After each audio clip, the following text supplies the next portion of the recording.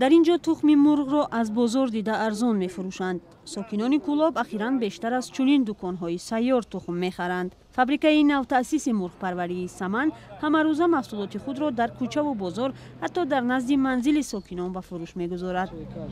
کاش همون 30 دانه داره ارزان زد. ارزان شده 18 تینه 20 تینه. این خیلی. اول قیمت بود. با فعال شدن فابریکه سمن در شهر کولاب و اطراف آن نرخ تخم پایین رفت. 30 دانه تخم این فابریکه تا 21 سومانی نرخ دارد. قبلا این مقدار تا 27 سومانی فروخته میشد. این کارخانه در یک شبانه روز تا 50,000 دانه تخم استحصال میکند. مسئولان میگویند تصمیم دارند استحصال تخم را تا 3 برابر زیاد کنند.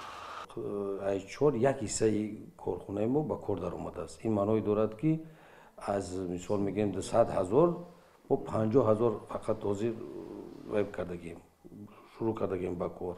سیخایی که دیدین در حاضر سیخ ما تیار، فقط قفس‌ها رو ما شرطنامه هست در مملکت چیده ترکیه ده ما ورده وصل میکنیم و در آینده با 100,000 150 200,000 میرسونیم. سمن اولین کارخانه پرنده پروری در شهر کولاب است. در این کارخانه حالا 30 نفر کار میکنند. ما شدیم که ما استحصال تخم را در یک سال تا 60 میلیون میرسونیم.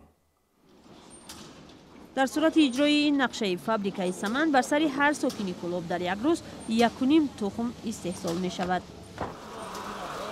واردات تخم از خارج کشور منع است. برای تامین اهالی با این محصولات در شهر و ناحیه ها فابریکه مرغ پروری ساخته می شود. با این وجود تا حال این کارخانه ها نمی توانند نیاز اهالی را برآورده سازند.